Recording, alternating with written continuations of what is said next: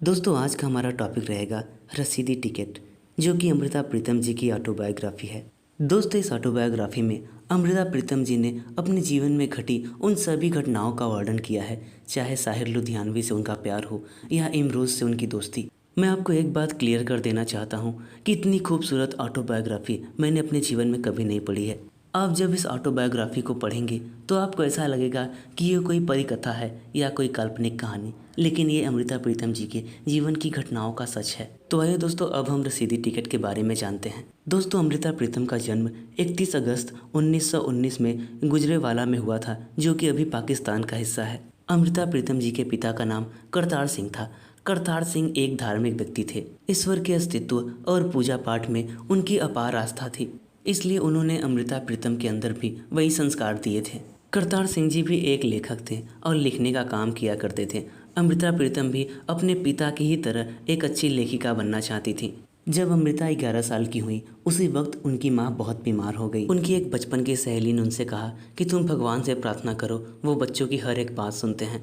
अमृता प्रीतम जी हर वक्त यही कहा करती थी कि भगवान मेरी माँ को मत मरने देना, लेकिन होनी को जो मंजूर था वही हुआ। अमृता प्रीतम जी की माँ उनको 11 साल की उम्र में ही छोड़कर इस दुनिया से चल बसी। बचपन में ही माँ का साया सर से उठ जाना अमृता प्रीतम जी के लिए किसी सदमे से कम नहीं था, लेकिन इसके साथ ही अमृता प्रीतम जी का ईश्वर से भरोसा उठ गया। वो अपने पिता से लड़ पड़ी और कहने लगी कि ईश्वर का कोई अस्तित्व नहीं है, दुनिया में कोई ईश्वर नहीं है और आज से मैं पूजा पाठ नहीं करूँगी।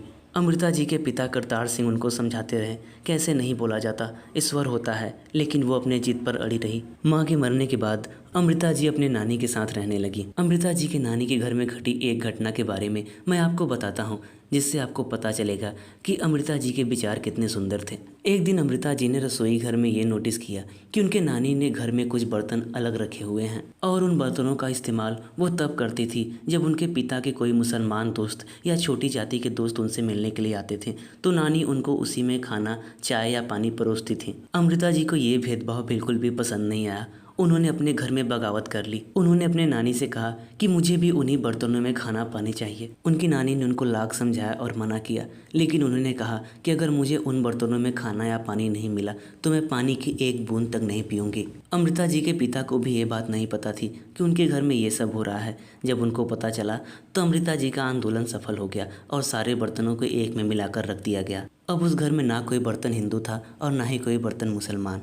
अमृता जी ये बात उस वक्त तक बिल्कुल भी नहीं जानती थी कि जिस मजहब के लोगों के लिए घर में अलग बर्तन रखे जाते हैं, एक दिन उसी मजहब का कोई होगा जिसे अमृता जी अपना बना लेंगी, उससे पूरे जीवन प्यार करती रहेंगी। ये बात उन्होंने साहिर लुधियानवी की तरफ इशारा करते हुए लिखी थी। दोस्तों उधर अमृता जी की लेखन कार्यों में रुचि और भी बढ़ती ही जा रही थी। इसके बाद अमृता जी लिखती हैं कि 16वां साल उनके जीवन में शारीरिक और मानसिक बदलाव लेकर आता है। इसी साल अमृता जी ने बहुत सारी रोमांटिक कविताएं भी लिखी थी। अमृता जी बहुत खूबसूरत थी और इसी साल अमृता जी की शादी सरदार प्रीतम सिंह से कर दी जाती है, जो कि बचपन में ही तय हुई थी। अब अमृता जी अमृता से अमृता प्रीतम बन जाती हैं और हम सभी उनको इसी नाम से जानते हैं, अमृता प्रीतम। अब लोगों को अमृता प्रीतम जी की कविताएं पसंद आने लगी थी और वो भी कवि सम्मेलन का हिस्सा हुआ करती थी। एक बार लाहौर के किसी गांव में कवि सम्मेलन हुआ।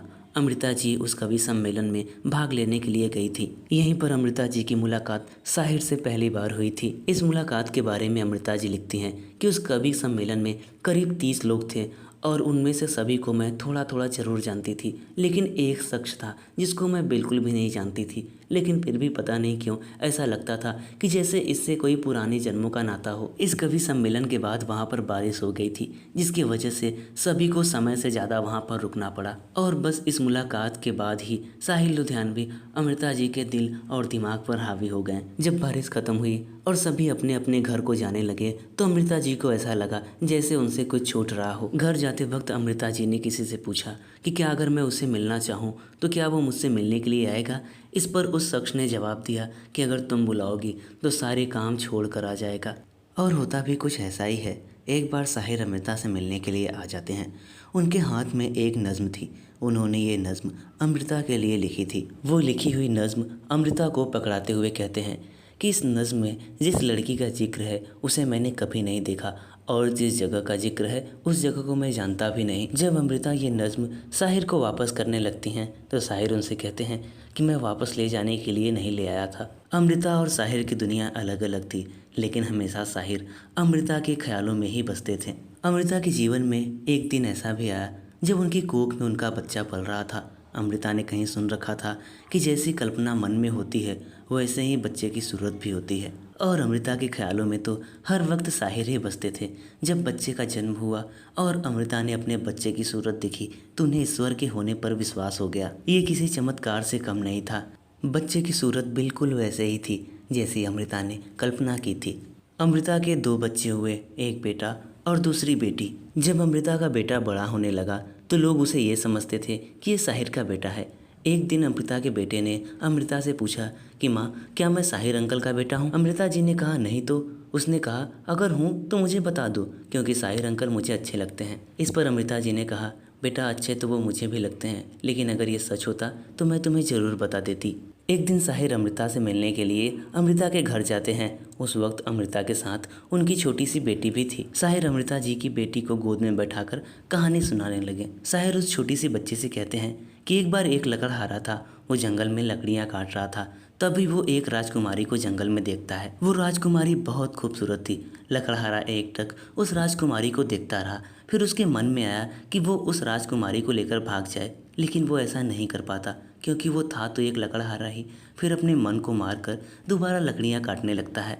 अमृता जी की बेटी केवल हुक्कारे भरने की उम्र की थी, इसलिए वो साहिर की कहानी को सुनकर हुक्कारे भर रही थी। कहानी के अंत में साहिर उस बच्चे से कहते हैं कि तुम भी वहीं पर जंगल में ही थी ना? वो कहती है कि हाँ। साहिर पूछते हैं कि वो लकड़हारा कौन था? उस वक्त मानो जैसे उस बच्ची पर कोई देववाणी उतर आई हो। वो कहती है कि आप। फिर वो पूछते हैं कि और वो राजकुमारी? बच्ची कहती है कि मम्मा। साहिर मुस्कुराते हुए अमृता की तरफ देखकर कहते हैं कि देख लो, इसे भी सब पता है। अमृता भी हंसने लगती हैं। रसीदी टिकट में अमृता जी साहिर से मुलाकात के बारे में एक दिलचस्प बात लिखती हैं। वो कहती हैं कि जब भी साहिर मुझसे मिलने के लिए आता, वो कमरे में पड़ी एक कुर्सी पर शांति से बैठ जाता था, बिल्कुल चुपचाप, और फिर सिगरेट जला लेता था। वो सिगरेट को आधी पीता था और उसे राखदानी में बुझा देता था। फिर वो दूसरी सिगरेट जलाता था। इसी तरह से घंटों बैठकर चुपचाप वो सिगरेट पीता रहता था और मैं भी उसी कमरे में चुपचाप बैठी रहती थी। अमृता जी आगे लिखती हैं कि मैं साहिर को छूना चाहती थी, लेकिन मेरे संस्कार मेरे ही आगे दीवार बनकर खड़े हो जाते थे। जब साहिर चले जाते थे तो अमृता जी उस आधी सिगरेट को अपने दोनों उंगलियों के बीच पकड़ती थी और जलाती थी। वो कहती हैं कि जब मैं साहिर की आधी बुझी हुई सिगरेट को दोबारा से जलाकर अपनी उंगलियों के बीच पकड़कर अपने होठों पर रखती थी तो लगता था मानो उसे छू रही हूँ, और यहीं से उन्हें सिगरेट की लत भी लगी थी, लेकिन उन्होंने ये बात कभी भी साहिर को नहीं बताई थी। अमृता जी हमेशा ही साहिर की यादों में खोई रहती थी और सोचती थी कि ये कल्पना की दुनिया कितनी खूबसूरत होती है। अमृता भी साहिर की सांसों में बसती थी, लेकिन साहिर कभी भी अमृता को पूरी तरह से अपना बना ना सके। अमृता की मोहब्बत में साहिर ने एक बार एक नज़्म लिखी, ताजमहल। उसे फ्रेम करवाकर अमृता जी को भेंट किया। अमृता जी को वो इतना पसंद आया कि वो हमेशा उसे अपने कलेजे से लगा कर रखती थी। इसी बीच साहिर ने कई सारे नज़में लिखी जिसमें साफ तौर पर जाहिर होती थी अमृता जी के लिए उनकी उलझन। इस नज़्म को मोहम्मद रफ़ी जी ने एक फिल्म प्यासा में, जो 1957 में आई थी, उसमें गाया था। इसके बाद जब साहिर को ये महसूस हुआ कि अमृता और वो एक नहीं हो सकते, तो उन्होंने एक बार फिर से एक नज़्म लिखी जो गुमराह फिल्म में आई थी 1963 में। इस नज़्म को महेंद्र कपूर ने अपने आवाज़ में गाया था। इसके बाद बहुत सारी नज़में साहिर ने लिखी थी अमृता के लिए, जो आज भी हिंदी सिनेमा के मशहूर गाने बन गए। भारत के बंटवारे के बाद साहिर मुंबई जाकर बस गए और अमृता दिल्ली चली आई। दोनों हमेशा मिला करते थे, लेकिन दिल की बात कभी जुबां पर नहीं आ सकी। मुंबई में साहिर फिल्मों के लिए काम करने लगे और दिल्ली में अमृता ऑल इंडिया रेडियो में काम करती थी। वो जब भी ऑल इंडिया रेडियो में कोई प्रोग्राम पेश करती थी तो उनको लगता था जैसे वो साहिर से बात कर रही हों।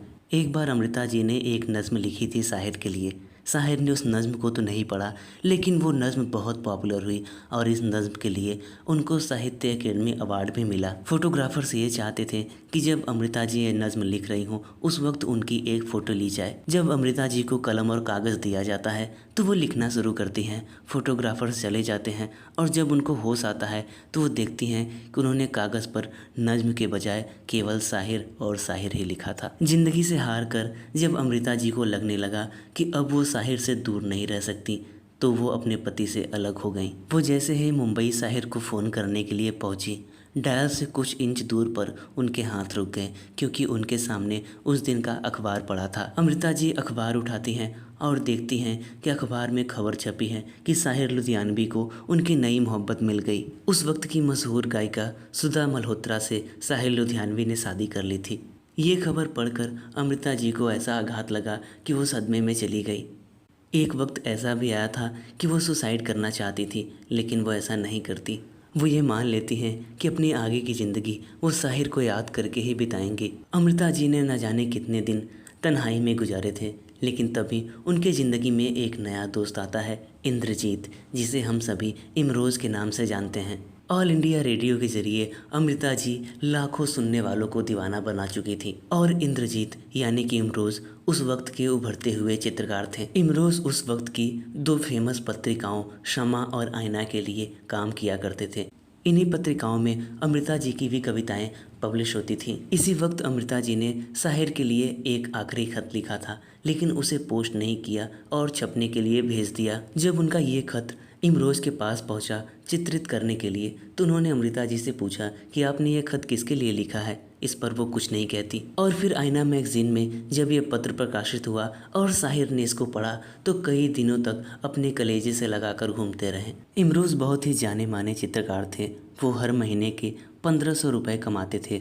वहीं Amrita ji all India radio में काम करके केवल 125 रुपये महीना ही कमा पाती थी। इमरोज़ जब 10वीं कक्षा में थे उस वक्त उन्होंने अमृता जी के द्वारा लिखी गई एक नावल डॉक्टर देव को पढ़ा था और उसी वक्त से इमरोज़ अमृता जी के दीवाने हो गए थे। अमृता जी रोज़ बस में ऑल इंडिया रेडियो जाया करती थी, लेकिन इमरोज़ ये कभी नहीं चाहते थे कि उन्हें बस में जाना पड़े। अमृता जी और इमरोज़ दोनों एक ही कॉलोनी में रहते थे। धीरे धीरे दोनों में दोस्ती बढ़ गई और उन दोनों को ही एक दूसरे का साथ बहुत पसंद आने लगा।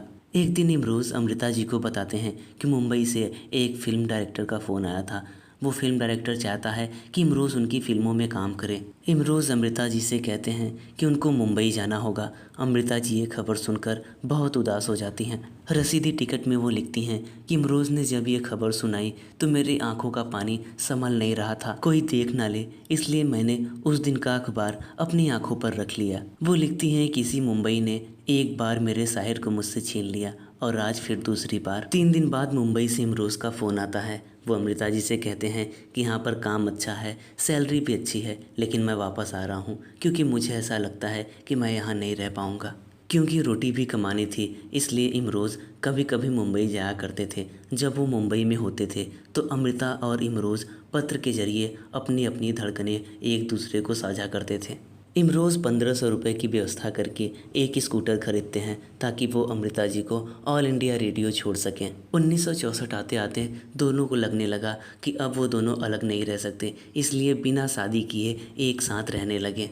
साथ रहते हुए एक बार अमृता जी कहती हैं कि पहले पूरी दुनिया घूमाओ, अगर फिर भी मेरा साथ अच्छा लगे तब रुकना। इमरोज़ कमरे के साथ चक्कर लगा लेते हैं और कहते हैं कि लो घूम ली पूरी दुनिया, फिर भी मुझे तुम्हारे ही साथ रहना है। अमृता जी और इमरोज़ के इस रिश्ते का पूरे समाज में काफ़ी विरोध हुआ, लेकिन उन दोनों ने ही समाज की कोई परवाह नहीं की। इमरोज़ अमृता से कहते हैं कि तुम मेरी समाज हो और मैं तुम्हारा, इसके अलावा इस दुनिया में कोई समाज नहीं है। इमरोज़ अपनी स्कूटर से अमृता जी के बच्चों को पहले स्कूल छोड़ते थे, फिर उसके बाद अमृता जी को ऑल इंडिया रेडियो।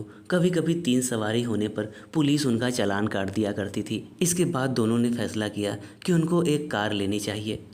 अमृता और इमरोज़ ने 5-5 हज़ार रुपये जोड़कर एक कार खरीदी।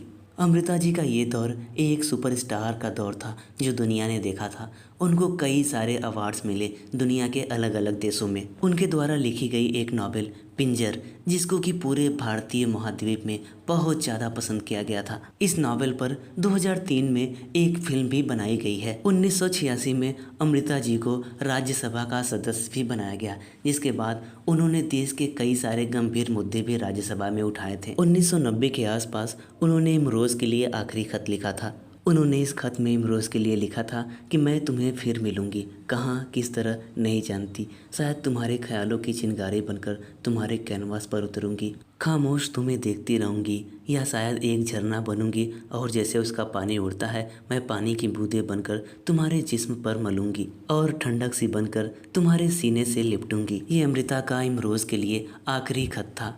जब अमृता सन 2000 में एंटर करती हैं तो बुढ़ापे की बीमारियों ने उन्हें घेर रखा था। उस वक्त इमरोज़ ने उनकी बहुत सेवा की थी। उनकी इस सेवा को देखकर अमृता जी इमरोज़ से कहती हैं, राही तुम मुझे संध्या के समय क्यों मिले? ज़िंदगी का सफ़र ख़त्म होने वाला है। अगर मिलना था तो ज़िंदगी की दोपहर में मिलते, कम से कम उस दोपहर का ताप तो देख लेती।